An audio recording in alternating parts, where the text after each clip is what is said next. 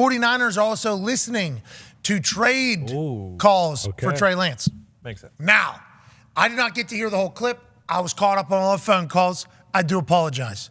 I should have listened to the clip from front to back, the whole press conference. They are very much a team, though, that says, we'll listen to anything. Somebody wants to call us, we'll fucking listen. You know Christian McCaffrey, we just traded for him? If somebody wants to call us and say they want to give us 2 1s for Christian McCaffrey, especially the 2 1s that we gave up for Trey Lance to move up to number 3, we will certainly listen to that and see if it's in the right move for us. Ian Rappaport, though, says they've received inquiries from several teams looking into trade for Trey Lance. The conversations have been the result of San Francisco fielding the calls, not making them. With teams aware that Brock Purdy is likely the future starter, although we do not know how he's going to recover from Tommy John, we won't know until 3 months after the surgery. We're about 3 weeks in to the surgery right now. So we're still, quick math, 9-10 weeks away from knowing what Brock Purdy's going to be able to do this season. Could be he's going to be all right back by the beginning of it. Could be the motherfucker misses until December. Yeah. So there's a big window that it could be, but he seems to be very confident, as do the people speaking about it. And as soon as he became the starting quarterback for the Niners, they became great. He was obviously Mr. Irrelevant, pick number 259. 270. 257. A lot of them. There's a lot of picks that happened. Then it was his. He was the last one. Sometimes it would be much better to be an undrafted free agent than be that late of a 7th-round pick, because then you could at least pick and choose who you're going to potentially compete with for either a practice squad spot or a roster spot. When you get drafted, it's like, hey, you're coming here. Welcome to our quarterback room. Brock Purdy, he became the guy. If he's healthy, John Lynch said there'd be no reason not to give him the spot. But if he's not healthy, don't you kind of have to see what Trey Lance does? Don't you kind of have to see what Trey Lance does, AJ? And if you don't, where would he go? The Colts? Is Trey Lance coming to the Indianapolis Colts, AJ? It's possible. I mean, the first question I had was, what's the team willing to give up in compensation for them to get rid of Trey Lance? Obviously, they're not out there, cold calling people, probably asking for Trey. But if they've received multiple calls asking, hey, what are you thinking with Trey? Then yeah, I'm sure they probably got excited. They have Sam Darnold there that they signed as well. So if Brock Purdy for some reason isn't ready for the start of the season, they probably feel okay with Sam in there. Yeah, it's not a bad contract either for any team. Now, granted, it would have to be a brand new offense that Trey Lance would have to learn, and who knows what he's able to do, how healthy he'll be. Worse weapons. Interesting dilemma for Trey Lance. Yeah, I wouldn't be surprised if Atlanta called.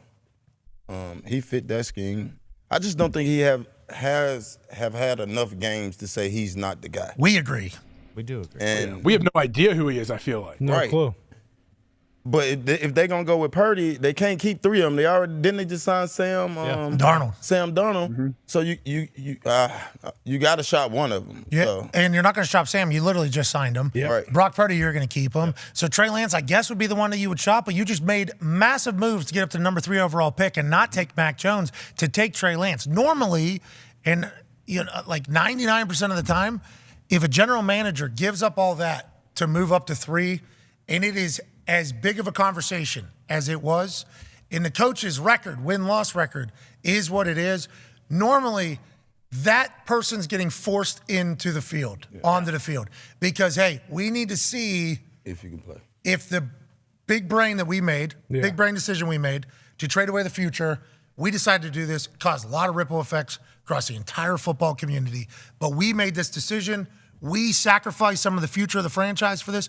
We have to at least see if this fucking guy is the right guy, if our brains were right. If our brains were right, that this guy who had limited experience could become a franchise quarterback. Normally, egos, pride, everything else like that says that that's how humans are going to act in that situation who are making decisions. So if they trade away Trey Lance, I think a silver lining in this is the fact that John Lynch, former player, was like, yeah, last guy of the draft, actually really, really good for us. Much better. 3rd overall guy, for whatever reason, didn't work out. New start for him. Good luck. We made a mistake, I guess, but we got to this point. Like, that is an interesting thing, AJ. That is a really interesting thing. Well, you could easily justify it by saying, hey, we took Brock Purdy almost not as a flyer. We liked the kid in college, but they could have never envisioned exactly what would happen when he gets thrust into the lineup in the crazy groundswell of support from not only his teammates but everyone outside of the Niners, what Brock Purdy could do. And you don't even have to say hey, we messed up by taking Trey Lance. Hey, Trey was the guy we We liked him. We love what he was doing. We still think he's going to be great. But we had this other guy step in, and our offense runs very well with him. Same brain made that decision, So, like, that's what I was. It shows ultimate, like, to me, it shows that you are, like, you're confident in yourself if you can move on from him and not say, hey, I got to keep him on just because we drafted him, we moved up. Like, Belichick moves on from draft picks. He's not worried about, hey, this looks bad. I drafted this guy in the 2nd or 3rd round. Well, so that's not normal, though, and I think we all know that. And I think, like... you got to be pretty secure in who you are. I agree. And you got to be confident, not only football-wise, but as an actual human, too. Like, that is a full... I think that's an indicator as the human as a whole, willing to say... Yeah, we shouldn't have given up 2 1s for that. That was it's not an exact science, guys. Sorry. That was an expensive. I'm trying to win some games. That was an expensive price for us to pay. Obviously, had to go through a lot of conversations to get that approved by ownership and everything else. And it turned out we didn't need it. Yeah, it turns out it wasn't the right play. Like, that's not a normal thing for people to do. I remember on numerous occasions, to your point about them finding him in the 7th round or whatever, like explaining to coaches and people, like, hey, I know this guy's a 6th rounder. But, like, he's much better at special teams. And the 3rd round guy that you guys took, like, he's going to be backup. He's probably not going to play a lot. Like, the 6th rounder. Not really willing to do special teams as much as the other guy, too, probably. Yeah, the 2nd rounder that you guys got, I get it that you invested a 2nd rounder in him, but good news, just swap them. Hey, look, in your head, we can all just 6th rounder actually in the 2nd round, 2nd rounder actually in the 6th round. You made both of those decisions. It's like, you are still the smart person that found the much better football player, but that's just not how egos actually operate. So good on him being able to potentially do that. And the reason why John Lynch don't get away with this is because they've been winning. Yeah. They've been fucking winning. Now, if you was in some fucking sorry-ass organization, we'll use Cleveland, for example, and you picked the quarterback. Cleveland's got dunked on a lot today. And you're losing, then your ass is getting fired. Agreed completely. Be who you can afford to be is a classic statement. Exactly what I was going to say. Like, they are, and AJ, and you guys all said it, they're secure.